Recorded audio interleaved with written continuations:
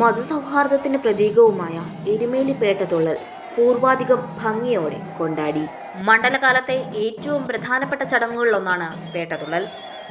മഹിഷ നിഗ്രഹത്തിന്റെ സ്മരണ പുതുക്കിയുള്ള വിജയാഹ്ലാദമാണ് എരുമേലി പേട്ടതുള്ളൽ എന്നാണ് വിശ്വാസം.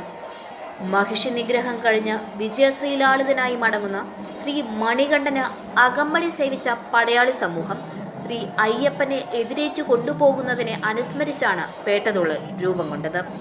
ഇതിന്റെ അർത്ഥം ഒരുവന്റെ അഹന്തയെ വെടിഞ്ഞ് അയ്യപ്പന് സ്വയമായി അടിയറവ് വയ്ക്കുക എന്നതാണ്.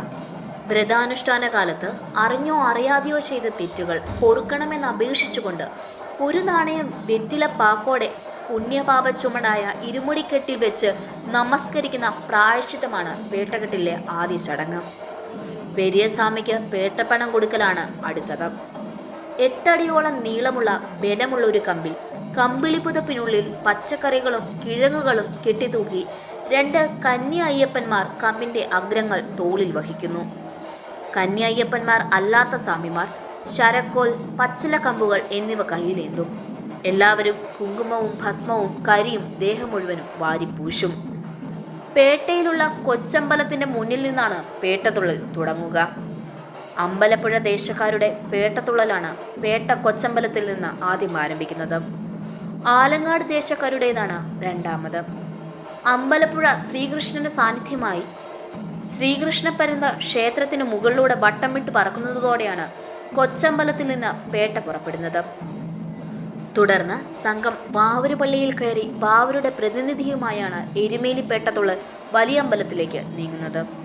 കറുപ്പോ നീലയോ വസ്ത്രങ്ങൾ ധരിച്ച് മുഖത്ത് ചായങ്ങൾ തേച്ച് അയ്യപ്പ തിന്തകത്വവും സ്വാമി തിന്തകത്വവും എന്ന് ഉറക്ക വിളിച്ചുകൊണ്ട് പേട്ടതുള്ളൽ ആരംഭിക്കും.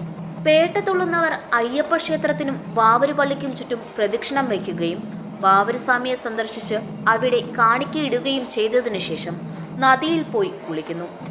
കുളി കഴിഞ്ഞ ശേഷം ഭക്തർ വീണ്ടും ക്ഷേത്രം സന്ദർശിച്ച് അയ്യപ്പനിൽ നിന്ന് ശബരിമല കയറുവാനുള്ള അനുവാദം വാങ്ങി മല കയറുന്നു. അധർമ്മത്തിനും അനീതിക്കും അക്രമത്തിനുമെതിരെ ഉയർന്ന ജനശക്തിയുടെ വിശ്വരൂപമാണ് എരുമേലി പേട്ടതുള്ളൽ.